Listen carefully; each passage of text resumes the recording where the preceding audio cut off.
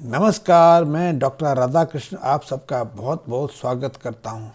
लाल किताब में ऐसा माना गया है कि यदि हमारी जन्म कुंडली के 11वें स्थान पर 11वें भाव में मंगल विराजमान हो तो हमारे जीवन में किसी तरह की धन संपत्ति की कमी नहीं रहती।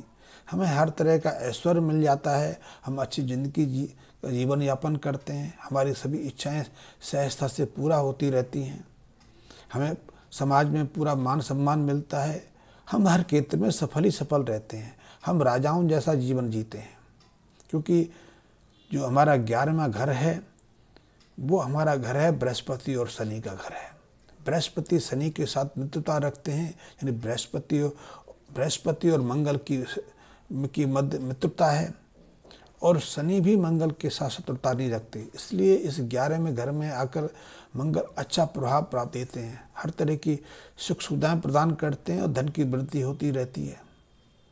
कई बार तो देखने में आया है, जब हमारे 11वें घर में मंगल विराजमान होते हैं तो बचपन से ही हमारी सारी इच्छाएं पूरी होती रहती हैं।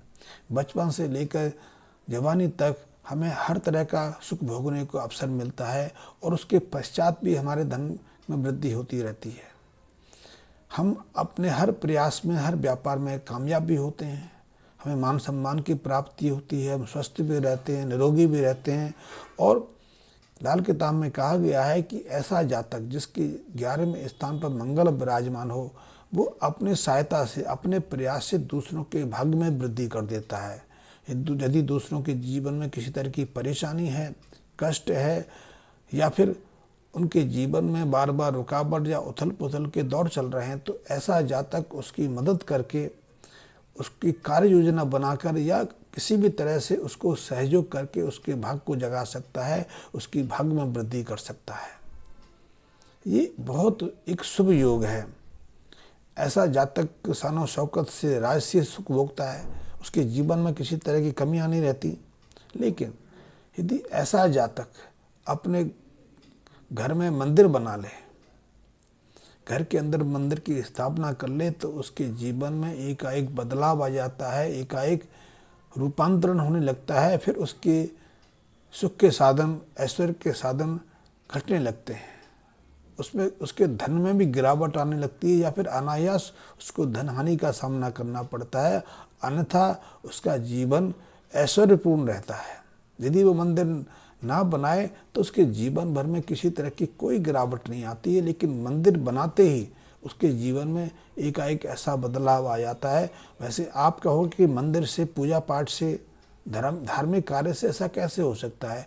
तो लाल किताब कहती है कि जब 11वें घर में मंगल विराजमान हो, ऐसा जातक अपने घर के अंदर मंगल बना ले, तो उसके ऊपर दुर्भाग्य का आक्रमण होने लगता है। कारण कुछ भी हो सकते हैं, जानना थोड़ा सहज नहीं है, क्योंकि आजकल हम मंदिर बनाते हैं। आपने देखा होगा, बहुत लोग गोपाल जी को, लड्डू गोपाल को अपनी टोकरी में रख के हर जगह घूमते रहते हैं। छोटी छोटी स्त्रियां, लड़कियां अपने साथ रखती हैं, वैवाहिक दंपत्ति अपने पास रखते हैं। तो ऐसे में अशुद्धता का प्रभाव भी ईश्वर की प्रतिमा पर पड़ता है, क्योंकि हम उतनी साफ सफाई नहीं रख पाते। स्त्रियों को मासिक चक्र के दौर से गुजरना पड़ता है, और नव दंपति तो सहवास करते हैं, अपने शयन कक्ष में उनको स्थापित करते हैं। तो ऐसे में हम ईश्वर प्रतिमा के ऊपर कुछ ऐसा प्रभाव डाल देते हैं जिसका दुष्प्रभाव हमें भोगना पड़ता है। अन्यथा ईश्वर की उपासना से किसी तरह की विघ्न बाधा खड़ी नहीं होती। कुछ और दूसरे कारण भी है, इन पर फिर कभी चर्चा करेंगे। लेकिन कहा गया है और ऐसा अनुभव में आया है कि जब हमारी 11वें भाव में मंगल विराजमान हो, और फिर ऐसे में अपने घर में स्वतंत्रता पूर्वक एक मंदिर बना लें, तो निश्चित रूप से हमारे जीवन में गिरावट आने लगती है, दुर्भाग्य का साया मंडराने लगता है। तो ऐसी स्थिति में हमें सबसे पहले तो ये प्रयास करना चाहिए कि यदि हमारा जीवन सुखद चल रहा है, शांतिपूर्वक आगे बढ़ रहा है, किसी तरह की कमी हमारे जीवन में नहीं है,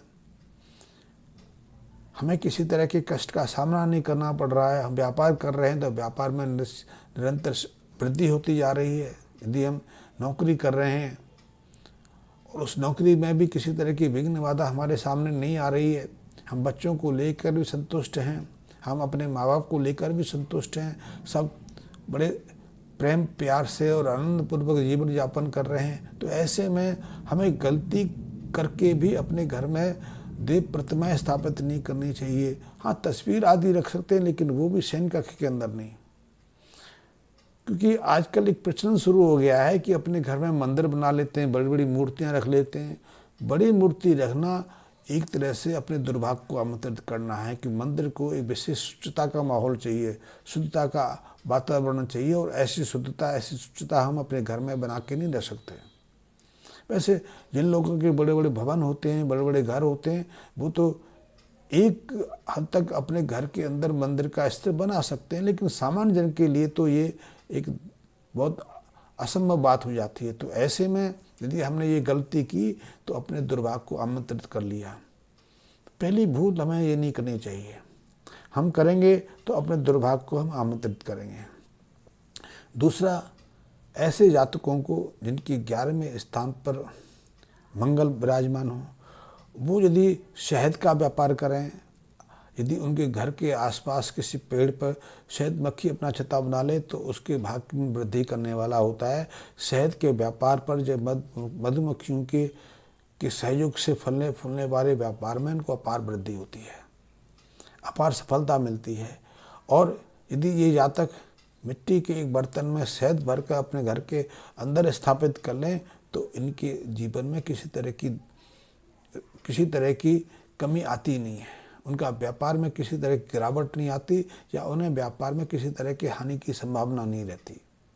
शहद की जगह ये सिंदूर भर के ये रख सकते हैं। सिंदूर के माध्यम से भी इन्हें अतिरिक्त लाभ मिलता है। मंगल और उनके बलवान हो जाते हैं, तो मंगल संबंधी सारे लाभ उनको सहजता से प्राप्त होने लगते हैं। मंगल हमें शक्ति प्रदान करता है, ऐश्वर्य प्रदान करता है, साहस प्रदान करता है, जमीन जायदाद प्रदान करता है। हमें शक्ति का एहसास वृद्धावस्था तक रहता है यदि हम मंगल को प्रबल बना के रखें। तो 11वें स्थान पर यदि मंगल विराजमान है तो कुछ सावधानी रखने की आवश्यकता है, और कुछ गलतियां ना करने की भी आवश्यकता है। तो ऐसे में यदि 11वें मंगल वाले व्यक्ति ऐसे उपायों को रख के जीवन यापन करेंगे तो उनके जीवन में एक के बाद एक सफलता मिलती चली जाएगी। व्यापार में किसी तरह की गिरावट नहीं आएगी, ना स्वास्थ्य में गिरावट आएगी, ना उनकी यश कीर्ति में मान सम्मान में किसी तरह की कमी होगी।